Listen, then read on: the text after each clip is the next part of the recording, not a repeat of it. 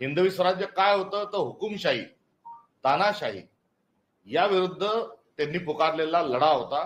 आणि त्यात आलेले मावळे म्हणजे कोण, तर त्यामध्ये सहभागी झालेले मावळे, ज्या मावळ्यांच्या भरोशावर त्यांनी हिंदवी स्वराज्य स्थापन करण्याचं स्वप्न बघितलं, ते मावळे म्हणजे हे सर्वसामान्य तत्कालीन कार्यकर्ते, तत्कालीन सर्वसामान्य माणसं ही त्यांच्या सोबत आली आणि गनिमी कावा पद्धतीने म्हणजे मिळेल त्या ठिकाणी राहून मिळेल तसं त्यांनी जी लढाई लढली, तीच लढाई तशीच लढाई ही माझी प्रेरणा आहे.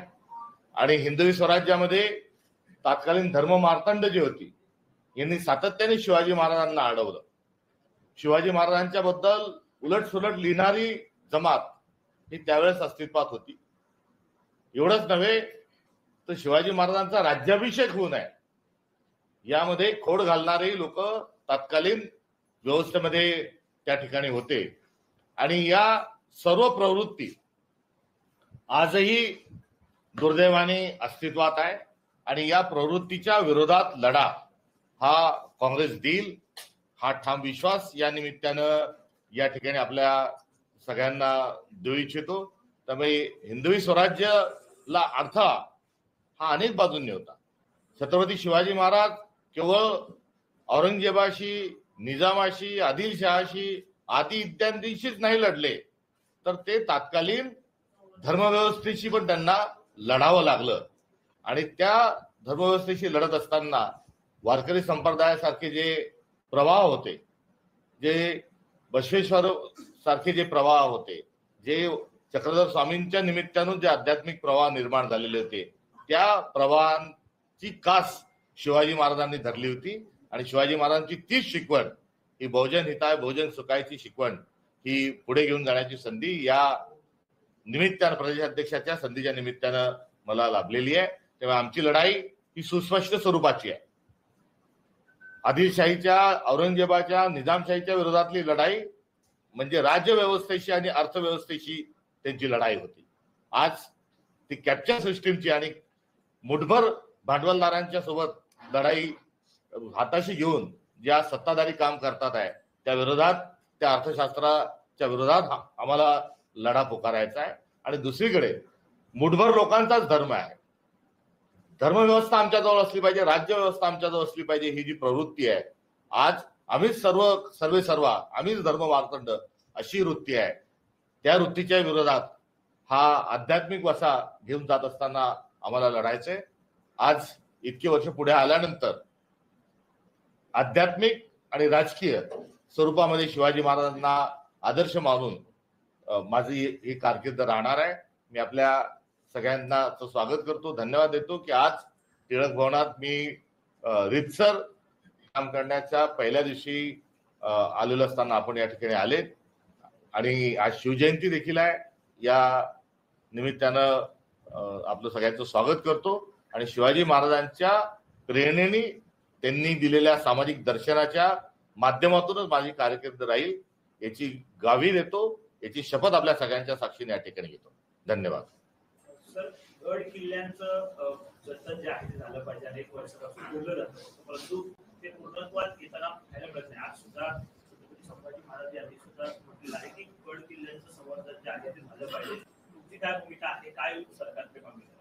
अर्थातच जेव्हा गड किल्ल्यांवर आपण जेव्हा जातो आणि त्या दगडांवर भलतच काही लिहिलेलं उमटलेलं जेव्हा दिसतं, तेव्हा त्यातून जो इतिहास आपल्यापर्यंत पोहोचायला पाहिजे, जी संस्कृती आपल्यापर्यंत पोहोचायला पाहिजे, त्याच्याऐवजी ती विकृतीचं दर्शन होतं. आणि अर्थातच आपलं मन कासावीस होतं. आणि यात गड किल्ले या सगळ्यांच्या संदर्भामध्ये कुठे वेगवेगळे सरकार आले असतील, गेले असतील, हा गड किल्ल्यांचा जेव्हा विषय येतो तेव्हा हा आपल्या अस्मितेचा विषय आहे. याच्यावर सरकार आणि राजकीय भूमिका घेऊन मी बोलणं हे अशोभनीय आहे. त्यामुळे या काळामध्ये ज्या राहिलेल्या उणिवा असतील त्या जरूर दूर करून हा एक कलमी कार्यक्रम हा घेतला गेला पाहिजे. सत्तेत यायचंय म्हणून लाडकी बहीणला सगळं जसं वळवलं जातं तसं एखाद्या वेळेस थांबून सगळे गड किल्ल्यांकडे का आपण वळू शकत नाही, हाही प्रश्न या निमित्ताने ऐरोण्यात येतो. मात्र गड किल्ल्यांना कुठे खाजगीकरणाकडे जे वळवल्या जात आहे हे मात्र अत्यंत चुकीचं आहे. त्यामुळे तिथे काही बारला परवानगी देणे, काही पब्स सुरू करणे, याकडच्या सुरू असणाऱ्या पर्यटकांच्या नावावर, पर्यटन विभागाच्या नावावर अशा जर काही गोष्टी होत असतील तर त्या आपल्याला थांबवल्या पाहिजे. ट्रान्सफर कायदा जो आहे तो राज्यामध्ये बंद आहे, परंतु सुप्रीम कोर्टाचे काही निकष आलेले आहेत, त्यामुळे राज्य सरकारने आता त्यामध्ये सुधारणा करणार अशी माहिती सध्या समोर येते. त्या अधिवेशनात त्यामध्ये सुधारणा करण्याचा कायदा जो आहे तो आणला जाईल अशी माहिती मिळते. काय भूमिका आहे नेमकी काँग्रेसची? हे सरकार दिल्लीत मुजरा आणि गल्लीत काय, दिल्लीत मुजरा आणि गल्लीत गोंधळ या धर्तीवर काम करत आहे. त्यामुळे हा त्याचा पुरावा आहे की तो गोंधळ या ठिकाणी घालतात आहे. डान्स बार बंद करत असतानाच त्यामागची सामाजिक पार्श्वभूमी, त्यावेळेस त्या संदर्भामध्ये झालेले अनेक केस स्टडी, ही डान्स बार मधून काय झालं होतं, किती कुटुंब उद्ध्वस्त झाली, महिलांच्या संदर्भातल्या अनेक करुण कहाण्या त्या निमित्ताने आल्या आणि मोठ्या अथक परिश्रमाने आर पाटलांचंही या निमित्तानं जरूर स्मरण करणं आपलं सर्वांचं कर्तव्य आहे. आणि त्यांनी एक धाडसी निर्णय घेतला आणि त्या धाडसी निर्णयाचा आशय जो होता हा केवळ सामाजिक नव्हता, तो सांस्कृतिक होता आणि तो शेती मातीशी पर्यंत जाणारा तो संदर्भ होता. शेती विकून डान्सबार मध्ये पैसे उडवणारा वर्ग, आत्महत्या करणारा वर्ग, कुठून महिलांच्या संदर्भामध्ये अल्पवयीन मुलींना परराज्यातून आणण्यासारखा चे प्रसंग त्यातून होत होते. त्यामुळे इथे डान्स बारचा निर्णय घेणे म्हणजे एका अधिक एक विकृतीला सरकार जन्म देत आहे असा त्याचा अर्थ होईल. त्यांनी अजिबात असं करता कामा नये आणि असं जर ते करत असतील तर आम्ही त्याचा विरोध केल्याशिवाय राहणार नाही. एकनाथ शिंदे यांच्या नेत्यांची सुरक्षा कमी करण्यात आली गृह विभागाकडनं, जे देवेंद्र फडणवीस यांच्याकडे, त्याच्यावरून लोकांमध्ये रसिकते सुरू आहे असं काहीतरी चित्र आहे महाराष्ट्राच्या राजकारणात. तुम्ही कसं पाहताय? त्यांना मुळात सुरक्षाच का दिली?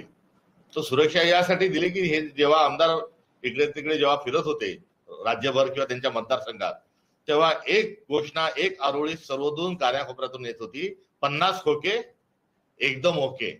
त्यामुळे गेल्यानंतर 50 खोके एकदम ओके म्हणू नये आणि त्या ठिकाणी गेल्यानंतर तुम्ही गद्दारी का केली हा जबाब विचारू नये म्हणून दडपशाहीचा प्रकार म्हणून त्यांना ही सुरक्षा दिली होती. ही त्यांच्या जीवितास धोका आहे म्हणून दिलेली नव्हती. तर त्यांचा तथाकथित मान म्हणजे अपमान म्हणजे वस्तुस्थिती जन्य प्रश्न त्यांना विचारू नये आणि 50 खोके एकदम ओके हे हा गुंज, हा आवाज, ही आरोळी दाबल्या जावी म्हणून त्यांना ही सुरक्षा प्रदान केली होती. त्यामुळे मुळातच ही सुरक्षा त्यांच्या जीवितास हा धोक्यासाठी दिलेली, सुरक्षेसाठी दिलेली नव्हती. भाग 2, आता मुख्यमंत्री आणि मुख्यमंत्र्यांच्या एका माणसाची एक सावली असते, आता इथे 2 सावल्या आहेत. आता सावली म्हणते की नाही मीच मूळ मुख्यमंत्री, असं बघताना आपण आपल्या डोळ्यासमोर दिसतंय. त्यामुळे विमान, हवेतलं विमान बँकॉकला जाणारं वळवणं, या सुरक्षेच्या संदर्भातले निर्णय.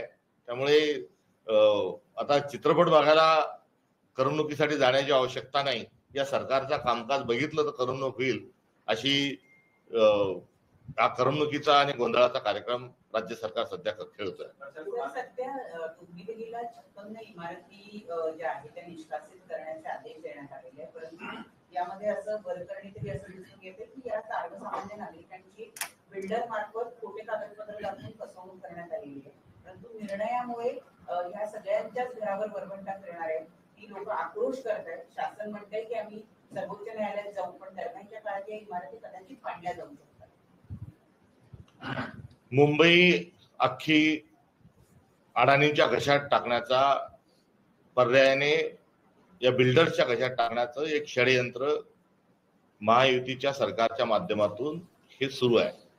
त्यामुळे हजारो हेक्टर जमीन, शासकीय जमीन एकीकडे देत असताना त्याच्यावर यांचं पोट भरत नाही, तर इथे कष्टकऱ्याच्या नोकरदारांचे घरे गिळंकृत करणे हा कुठेतरी उद्योग हा सुरू असल्याचं आपल्याला लक्षात येतं. त्यामुळे आणि हे सगळं सुरू असताना आंदोलन किंवा राजकीय भूमिका ह्या मांडल्या जात असतानाही हे इतकं थिक स्किन सरकार झालंय की यांच्यावर आंदोलनाचा परिणाम नाही, नैतिकतेचा कुठलाही परिणाम नाही. आपण बीडच्या निमित्ताने बघतोय की जन आंदोलन झालं मोठ्या प्रमाणावर, माध्यमातून आपण सगळ्या मंडळींनी पण सहकार्य दिलं, त्याच्यावर नैतिकता देखील चे प्रश्न उपस्थित झाले. मात्र एवढं सगळं झाल्यावरही अजूनही काही त्या संबंधित डागाळलेल्या मंत्र्यांचा राजीनामा घेण्याच्या संदर्भात कुठले बोलल्या जात नाहीत, उलट पाठराखण त्यांची केल्या जात आहे. आणि हा जो निर्ढावलेलापणा आहे तो आज शिवजयंती, मी त्याचा अधिकचा दुसरा शब्द आजच्या दिवशी वापरू इच्छित नाही, मात्र हा वेगळीपणा आणि हा निर्ढावलेपणा हा डोंबिवलीच्या निमित्तानं पुन्हा एकदा त्याचा प्रत्यय आपल्याला येतोय. आता कुठल्याही परिस्थितीत कष्टकऱ्याची, नोकरदारांची आणि झोपडपट्टीतल्या लोकांचे जे अधिकार आहे याचा हनन होता कामा नये, या संदर्भामध्ये काँग्रेसची भूमिका राहील. सर, नैतिकतेचा मुद्दा मांडलाय आता बोलताना. एकंदरीतच मागील 3 महिन्यांपासून आपण फक्त बीड प्रकरण असो किंवा परभणी प्रकरण असो, एका मंत्र्यांवरती आरोप होत आहे, पण मुख्यमंत्र्यांमार्फत उपमुख्यमंत्र्यांमार्फत टोलवाटोली होताना पाहायला मिळते. तुम्ही कसं बघता एकंदरीत काँग्रेस? पहिल्या पंडित जवाहरलाल नेहरूजींच्या मंत्रिमंडळामध्ये लाल बहादूर शास्त्री यांच्याकडे रेल्वे मंत्रालय दिलं आणि रेल्वेच्या प्रवासी रेल्वेचा ऍक्सिडेंट झाला आणि त्यामध्ये काही लोकांचा मृत्यू झाला. आणि तो मृत्यू झाल्यानंतर लाल बहादूर शास्त्रींनी की मी या विभागाचा मंत्री आहे, माझ्या विभागाची कुठेतरी चूक आहे, माझा विभाग कुठेतरी कमी पडला, अपघात झाला आणि लोकांचे मृत्यू त्याच्यामध्ये झाले आणि अशा वेळेस याची जबाबदारी माझी आहे. आणि ती जबाबदारी स्वीकारून, नैतिक जबाबदारी स्वीकारून पंडित जवाहरलाल नेहरूजींच्या मंत्रिमंडळातील रेल्वे मंत्री लाल बहादूर शास्त्रीजींनी आपल्या पदाचा राजीनामा दिला. आणि तो राजीनामा हा माइलस्टोन आहे, मार्गदर्शक आहे, दीपस्तंभ आहे, नैतिकतेचे संकेत सुनिश्चित करणार आहे. आणि त्या वेळेपासून एक पद्धत झाली की जर काही कुठल्या आपल्या विभागात कोणता गोंधळ झाला तर त्याची जबाबदारी स्वीकारायची, ती जबाबदारी इतरांवर टाकायची नाही. आणि त्यानंतर मग अनेक राजीनामे झाले, अनेक घटना झाल्या, कुठे आंदोलन झाले असतील त्यातूनही झाले, पण प्रत्येक वेळेस नैतिकतेच्या मुद्द्यावर त्या काळामध्ये हे राजीनामे झालेत. अलीकडच्या काळात नैतिकताच गुंडाळून ठेवल्याचं दिसतंय आणि आता तांत्रिकता दाखवून की दोषी आहेत नाही आहेत हा जो खेळ खेळला जातोय. मुळात मॉरल नैतिकता हे सर्वात मोठं एक उत्तरदायित्व समाजाप्रती लोकप्रतिनिधीचं असलं पाहिजे. कारण आमदार, खासदार, मंत्री, लोकप्रतिनिधी जे असतात हे काही UPSC MPSC ची परीक्षा देऊन आलेले नसतात, ते लोकांमधून निवडून आलेले असतात. आणि लोकांमधून जेव्हा माणूस निवडून येतो तेव्हा त्याला त्याच्यासाठी नैतिक कसोटी फार महत्वाची असते. आणि हीच कसोटी आता बाजूला सारून जी टोलवाटोलीची भूमिका घेतली जात आहे याचाच अर्थ असा की आता पुढे आपल्या काय वाढून ठेवलंय. आणि आता नैतिकताच जर आपण गुंडाळून ठेवायची म्हटलं तर आता पुढे याच्यातून कोणी कोणाला मारलं, कोणी कोणाला धमकी दिली तर काही बिघडणार नाही, हाही संकेत त्याच्यामध्ये आहे. त्यामुळे जेव्हा आपण नैतिकता गुंडाळून ठेवतो तेव्हा आपण अर्थात विकृतीचं समर्थन करतो आणि विकृतीचं समर्थन जेव्हा होतं तेव्हा संस्कृतीचा ऱ्हास होतो.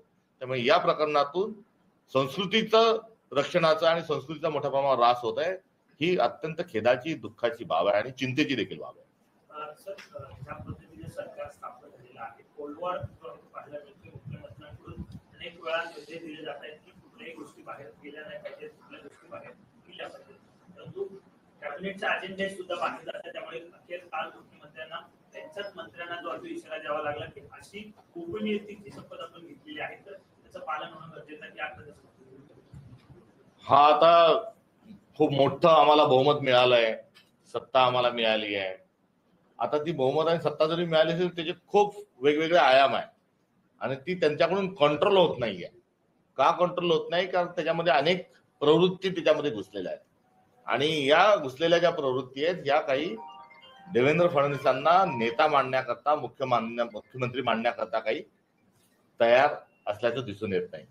त्यामुळे मुख्यमंत्री पद हे संविधानिक असताना, एक व्यक्ती खुर्चीवर त्या बसलेल्या असताना अनेक मुख्यमंत्री हे त्या मंत्रिमंडळामध्ये स्वतःला समजणारे दिसून येतात आणि प्रत्येक निर्णयावर अनेक मोठे अदृश्य ज्या शक्ती आहेत त्यांचा इन्फ्लुएन्स त्यामध्ये होत आहे.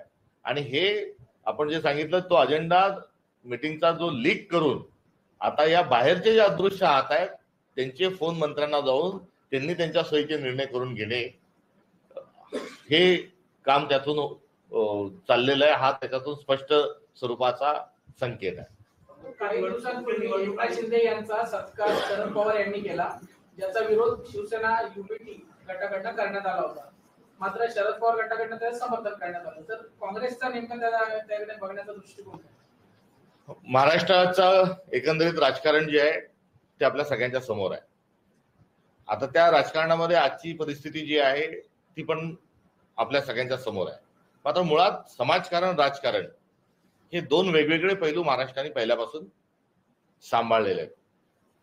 व्यक्तिगत स्वरूपाचे संबंध, व्यक्तिगत स्वरूपाचे काही असणारे नाते असतील त्या संदर्भात वेगळेपण असेल, किंवा सर्वांनी पक्ष सोडून एकत्र कधी यावं, काय यावं, कुठे यावं, त्या संदर्भातली अनेक उदाहरणं असतील.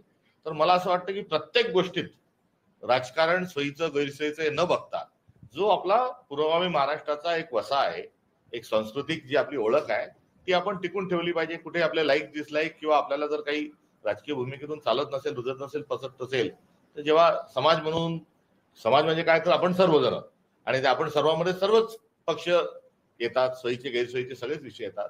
तर त्या विषयांना जात असताना प्रत्येक विषयात राजकारण बघून चालणं हे आपल्याला परवडणार नाही आणि तो आपला वारसा नाही. ही माझी यावरची प्रतिक्रिया आहे. मुख्य निवडणूक आयुक्त ज्ञानेश कुमार यांच्या नियुक्तीला आव्हान जे आहे काँग्रेसकडे दिलं आहे. सुप्रीम कोर्टात त्याबाबत सुनावणी सुद्धा आहे. रात्रीतून निर्णय घेणे अशी कोणची वेळ होती, अशी कोणचा कॅलॅमिटी आली होती, अशी कोणची अर्जन्सी होती की तसा निर्णय घ्यावा लागेल? त्यांनी उजेडात होते पुण्य, अंधारात पाप, हा फार छान आपला भजन आहे आपलं. ते हे केंद्र सरकारचं पाप आहे की ते त्यांनी रात्री केलंय.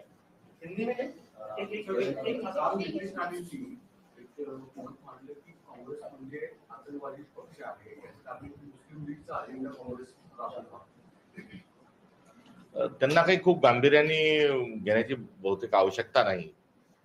कारण जे मीडियामध्ये एकदम झटकन जाईल किंवा लोकांपर्यंत चर्चा येईल असे ते स्टेटमेंट देतात.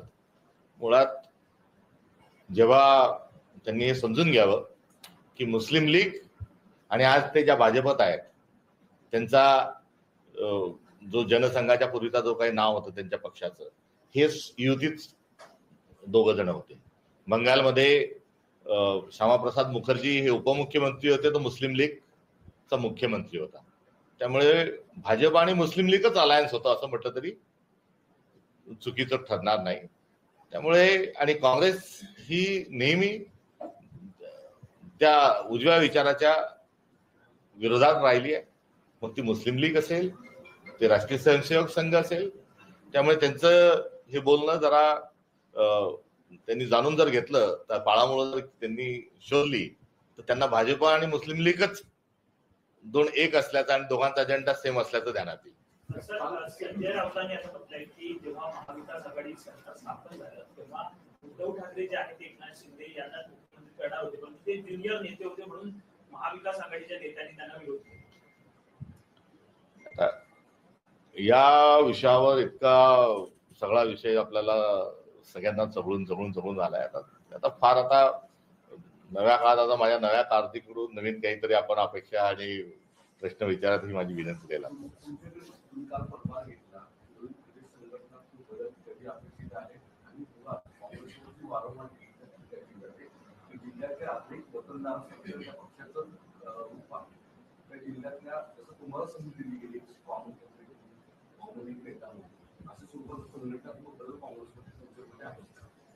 माझ्या नियुक्तीतूनच तो संकेत आलेला आहे.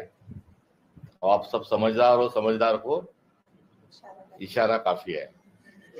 ऑपरेशन टायगर राबवलं जातंय महाराष्ट्रामध्ये अशी चर्चा आहे राजकीय वर्तुळात. याला रोखण्यासाठी शिवसेना युबीटीकडनं प्रयत्न केले जात आहेत, पावलं उचलली जातात. काँग्रेसकडनं काय त्यांच्याकडनं पाऊल नाही? ह्या थोडा राज्य करा, घोडेबाजार या प्रवृत्तीच्या विरोधात काँग्रेस नेहमीच राहिलेली आहे. आता यात विडंबना बघा की इकडे ते तथाकथित ऑपरेशन टायगर राबवल्याच्या खबरा आपण ऐकतोय आणि दुसरीकडे त्यांच्यातलेच पदाधिकारी, मोठे मोठे पदाधिकारी सांगतात आहे की भाजपचे 1 कोटी सदस्य नोंदणी झाली आहे असं सांगतात. त्या दोन्हीकडे आपण जेव्हा बघतो तेव्हा केवळ मतदार याद्यांमध्येच बोगसपणा नाही, तर त्यांचे सदस्यत्व नोंदणीमध्येही बोगसपणा आहे. अरे तुमच्याजवळ जर 1 कोटी तुमचे सदस्य झाले तर कशाला दुसरे पक्ष फोडता? कशाला दुसऱ्या पक्षातले लोक तुमच्या पक्षात घेता? कशाला एका शिवसेनेच्या 2 शिवसेना करता? कशाला एका राष्ट्रवादीच्या 2 राष्ट्रवादी करता? मात्र मुळात भाजपांना हे माहिती आहे की आपल्या पायाखालची सत्ताधारी एका दिवसात ती ओढून घेतल्या जाईल आणि ते नेहमी खडबडून जागे होतात आणि भूकंप आल्याचा आणि आपण सत्तेतून गेल्याचा त्यांना भास होतो. त्याचा भास जो आहे हा त्यांची चिंता जी आहे ती बरोबर आहे, कारण त्यांचा जो बेगडी खेळ आहे हा जास्ती दिवस चालणारा नाहीये. त्यामुळे ते सातत्याने स्वतःच जी संख्याबळ आहे प्रतिनिधी म्हणून ते वाढवण्याच्या नेहमी प्रयत्नात असतात. काँग्रेसला नेहमीच घराणेशाही म्हणून पाहिलं जातं, ओळखलं जातं. आता आपल्या कारकिर्दीमध्ये नवीन चेहऱ्यांना संधी मिळेल का आणि कधी मिळेल? मी आपल्याला आधीच सांगितलं तर माझी नियुक्ती हा त्याचा संकेत आहे. येणाऱ्या काळामध्ये मिळेल का नवीन? थोडी वेळ द्या, संधी द्या, बघा.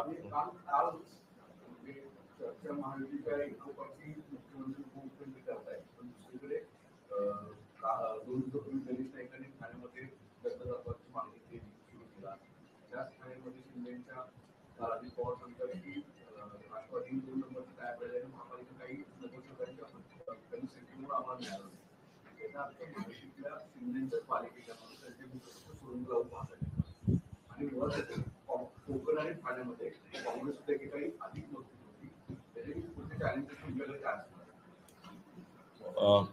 विचारांची लढाई आणि विचार हा सत्ता स्थापनेकरता एक लढाई असते.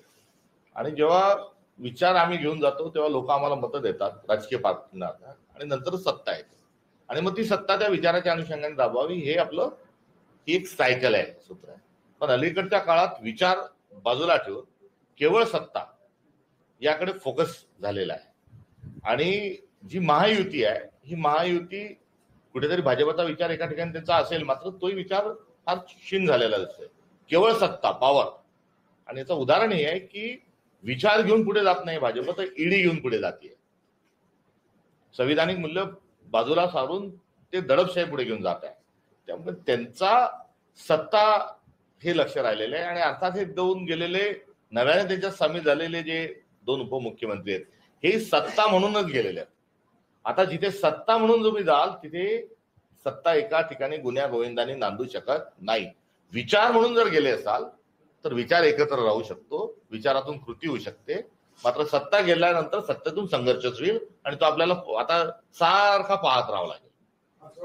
Chief election commission officer Gyanesh Kumar के नाम पे कांग्रेस ने जमकर विरोध दर्शाया है. अब कांग्रेस की आगे क्या भूमिका? विरोध दर्शाना ये हमारा फर्ज था, और विरोध दर्शाना फर्ज इसलिए था कि सुप्रीम कोर्ट में हियरिंग चल रहा है, केस चल रही है, और कोई भी ऐसी जल्दबाजी करने की कोई सिचुएशन नहीं थी, इमरजेंसी कोई सिचुएशन नहीं थी. उसके बावजूद ये किया है.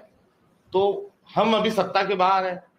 वहां नेता प्रतिपक्ष के नाते राहुल जी वहां पर है, उन्होंने अपना विरोध वहां दर्शाया हुआ है. ऐसे स्थिति में सुप्रीम कोर्ट में केस भी चल रहा है और ईवीएम के खिलाफ पहले से हम लड़ाई जनता के साथ लड़ ही रहे हैं. तो हम पर्याप्त कोशिश पूरी कर ही रहे हैं. अब इसमें मेरा अनुरोध रहेगा कि लोगों ने भी इस चीज को समझकर ये जो चल रहा है उसके खिलाफ में अपनी आवाज एनरोल करना चाहिए. सरकार जिस तरीके से सरकार के भीतर 3 मुख्यमंत्री और मुख्यमंत्री हैं, तीनों की पार्टियों के बीच लगातार समन्वय नहीं है, कहीं न कहीं मंचों पर भी दिख रहा है और दूसरी जगहों पर भी दिख रहा है. आपको लगता है कि सरकार में सब कुछ ठीक ठाक नहीं चल रहा है और इसका माइलेज या इसको कांग्रेस लोगों के बीच तक कैसे लेकर जाए? उनका तालमेल तो बेड़ा बिगड़ा हुआ है क्योंकि सरकार जो है विचारों पे चलना चाहिए और राजनीतिक दल भी जो होते हैं वो विचारधारा पे ही चलना चाहिए. और जाहिर है कि कांग्रेस विचार है, बीजेपी भी एक विचार था, मगर अभी बीजेपी विचार न रहते हुए वो एक सत्ता का प्रतीक बनी हुई है. इसलिए ईडी या और भी अन्य जो हथकंडे हैं वो आए दिन अपनाते रहती है. तो विचारों की लड़ाई के विचार के साथ हम लोगों के पास चुनाव में जाते हैं, चुनाव उस विचारों को लेकर मतदान अपना करते हैं, उसके बाद जो मैंडेट मिलता है उसके बाद सरकार आती है और सरकार जो वादे होते हैं, जो विचार होता है उस विचारों को आगे लेके जाती है. मगर जो महाराष्ट्र की जो सरकार है वो केवल सत्ता, पावर पावर पावर इक्वेशन में वो वहां पर स्थापित हुई है। और जब पावर के माध्यम से ही और पावर को ही आप इस्तेमाल करते हुए, पावर का इस्तेमाल करके आप जब बैठते हो, तो पावर जहां है वहां संघर्ष है और विचार जहां है वहां समन्वय है। तो ये केवल सत्ता के हथियाने के लिए लोग इकट्ठा हुए हैं और इनमें आए दिन जो संघर्ष है वो चलता रहेगा। वो संघर्ष पैसे को लेके होगा, मान को लेके होगा, सम्मान को लेके होगा, फैसले मैं ही करूंगा को लेके होता, मैं बड़ा, ये दिखाने के लिए ये संघर्ष हमको देखना पड़ेगा। लेकिन इस संघर्ष को लेकर कांग्रेस जनता के बीच में क्या जाएगी कि नहीं जाएगी? दूसरा इससे जुड़ा एक और सवाल है कि आप चूंकि नए अध्यक्ष बने, कांग्रेस 2 बड़े चुनाव अभी खेल चुकी है और उसमें विधानसभा चुनाव में शिकस्त के बाद जो कांग्रेस वर्कर है वो काफी निराश उदास है। अब आप उसको रिवाइव करने के लिए क्या भूमिका लेंगे? चुनाव आएंगे, चुनाव जाएंगे, हार जीत जो है वो चलते रहेगी, राजनीति एक चक्र है। मगर इस चक्र में अहम जो चुनौती है वो चुनौती है कि आप आपके विचारों के साथ कायम हो या नहीं हो। उस विचार की लड़ाई आप जनता के बीच में जाके लड़ोगे या नहीं लड़ोगे। तो इस लड़ाई को लड़ने का पूरा जज्बा ये कांग्रेस कार्यकर्ताओं का है। सत्ता एक हमारा माध्यम है, साधन है, और विचार हमारा जो मूल्य जो हमारा है, जो हमारे कमिटमेंट है, हमारा उद्देश्य जो है वो हमारा विचार है। इस विचार को हम लोगों के बीच लेके जाएंगे। और ये चुनाव में आना मायूसी व्यूसी जो है, जब विचार की लड़ाई लड़ने का फैसला करेंगे तो हमारे लोग भी पूरे मुस्तैदी के साथ हमारे साथ रहेंगे और अन्य लोग भी उस श्रृंखला में साथ आएंगे। तो ये जो सत्ता का जो संघर्ष चल रहा है उसमें से जो चीजें चल रही है उसको भी लोगों के बीच में लेके जाने की तो आवश्यकता नहीं, मगर हम हमारा विचार लेके जाएंगे। कैबिनेट की बैठक का एजेंडा लीक हो रहा है। ठाकरे सेना का आरोप है कि शिंदे सेना के मंत्री जानबूझकर ऐसा कर रहे हैं। आप लोग की सरकार की महाविकास आघाड़ी तब भी इसी तरह से काफी जो है वो लीक किया करते थे। अब इस पर आपको जानबूझकर सीएम को ह्यूमिलेट करने के लिए किया जा रहा है, कांग्रेस क्या होगी? नहीं, ये तो कोई मेरी केमिस्ट से उनकी केमिस्ट सफेद कैसे वाला तो यहाँ कुछ हो नहीं सकता। देखो, ये अभी की राजनीतिक कंपल्शन है कि अलायंस का दौर चल रहा है। अब इस अलायंस के दौर में हम भी किसी के साथ अलायंस में हैं, मगर अभी का हम जो अलायंस में थे वो कोई आइडियोलॉजिकल जो हमारा स्टैंड था उसके तहत थे। अभी जो है वो केवल सत्ता हथियाने के लिए इकट्ठा हुए ये बाहुबली है। तो अब ये बाहुबली, जब बहुत सारे बाहुबली एक जगह आ जाते हैं तो ये लीग तो बहुत छोटी चीज है। अभी आगे आगे देखो क्या होता है। महाराष्ट्र कांग्रेस 2 लोग झंडा लहराने के लिए 2 मंत्री ना चले जाए।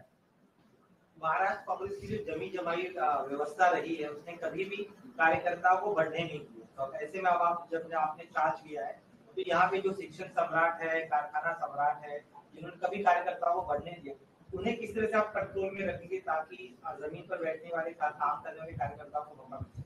नहीं, कंट्रोल किसी को क्यों करना है, सबका सहयोग लेंगे और आगे चलेंगे, आगे बढ़ेंगे। और सामान्य को दबा के रखा तो मेरा एक उदाहरण ही है। मुझे उसी विचार से यहाँ आया है, आप सब लोग भी उसको अप्रिशिएट करते हो तो उसी में जाएगी। और मेरा इंटरेस्ट विशुद्ध स्वरूप में राजनीतिक लड़ाई लड़ना है और संगठन को मजबूत करना है। आपके जो 2 साथी हैं ठाकरे सेना और शरद पवार, अब चूंकि आप जमीन से उठकर आए हैं, ऐसे में जो 2 परिवारवाद का प्रतीक है उनके बीच में बैलेंस कैसे बनाएं? क्योंकि आमतौर पे यही आरोप लगता है कि बाकी जो आपके दोनों साथी हैं वो भी कार्यकर्ताओं को एक्सेप्ट नहीं करते, अपने कद के लोग हमेशा लेकर चलते हैं। चुनाव जो है लोकसभा विधानसभा के हो चुके, जहां अलायंस का फैसला हमारे आला कमान का था और वो राजनीतिक तौर पर वो जरूरत भी थी। अभी आने वाले 5 साल कोई चुनाव नहीं है, तो आने वाले 5 साल में मैं अलायंस की चर्चा करते हुए क्यों चलूं? मैं उसका रिस्पेक्ट करूंगा, उस फैसलों का, हमारे अलायंस पार्टनर का भी मैं रिस्पेक्ट करूंगा।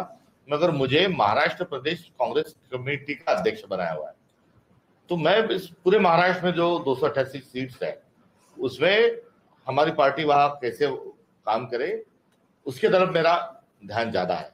मैं महाविकास आघाड़ी का एक जिम्मेदार हिस्सा हो सकता हूं, मगर मैं अध्यक्ष जो मैं कांग्रेस का हूं।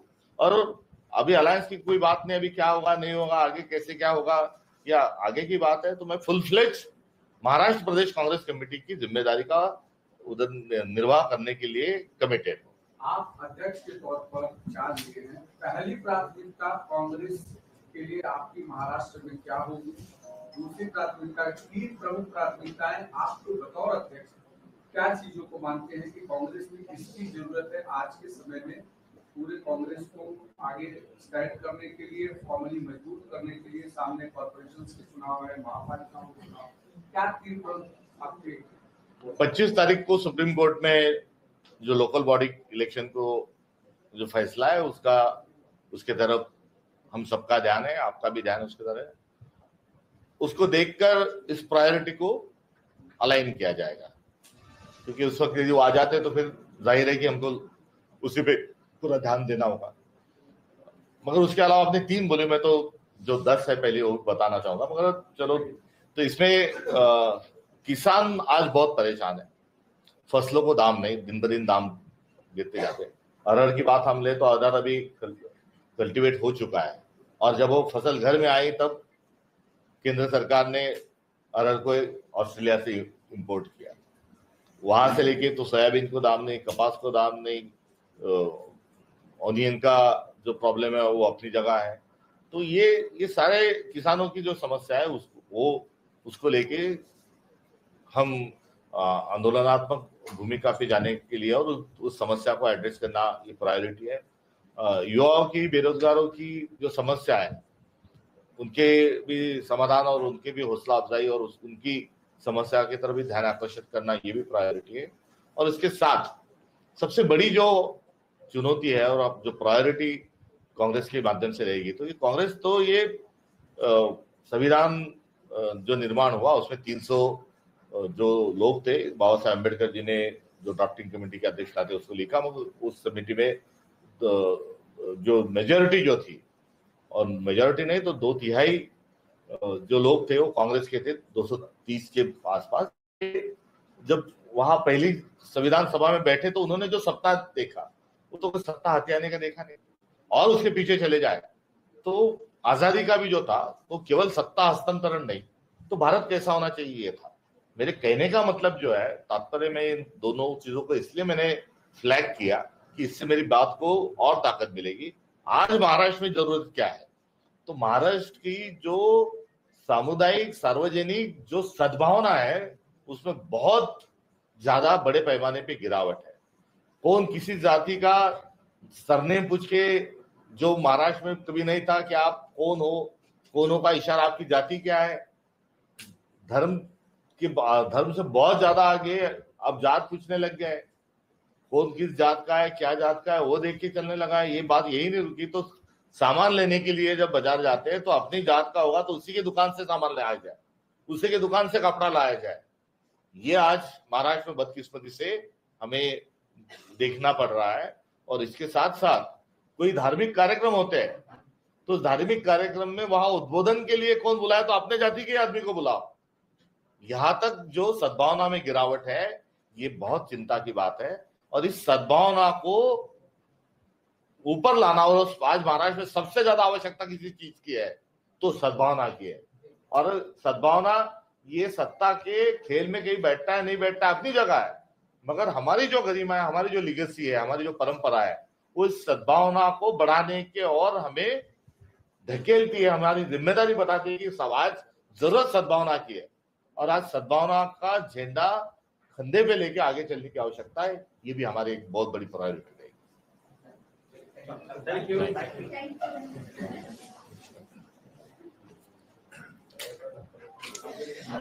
एक रोल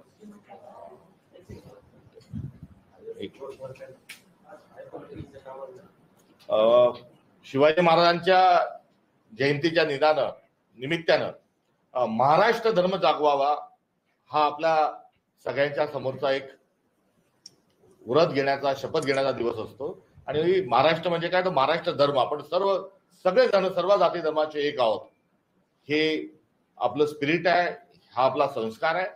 आणि याच निमित्तानं आज छावा चित्रपट जो आहे, या छावा चित्रपटाला सरकारने टॅक्स फ्री करावं, ही देखील आमची आज शिवजयंतीच्या निमित्तानं एक नम्र स्वरूपाची शासनाला विनंती है। आज इस पे सीएम ने रिप्लाई करते हुए कहा है कि महाराष्ट्र में पहले ही फिल्म पर जो टैक्स एंटरटेनमेंट टैक्स लिया जाता है वो पहले से ही रद्द है, तो इसलिए उसको रद्द नहीं किया, मतलब उस पर कोई टैक्स का सवाल ही नहीं उठता। दूसरा, हम इसको और कैसे सहूलियत दे सकते हैं, इस पर हम केंद्र सरकार की भी बात है, महाराष्ट्र की सरकार से ही पल्ला जानना ठीक नहीं, और ये राजनीतिक मुद्दा नहीं, तो ये बहुत ही एक रैशनल एक डिमांड है, तो प्लीज इसको भी क्या पूरा डिमांड फिर से एक बार हिंदी में छावा पिक्चर जो है वो ज्यादा से ज्यादा लोगों तक पहुंचे, इसलिए सरकार ने इस पे लगे हुए तमाम जो टैक्स है उसको हटाते हुए टैक्स फ्री करना चाहिए, और भी कोई संभवतः सहूलत है तो उस फैसिलिटी को भी उन्हें देना चाहिए। ये आज शिव जयंती के मौके पे हमारी गुजारिश है सरकार से।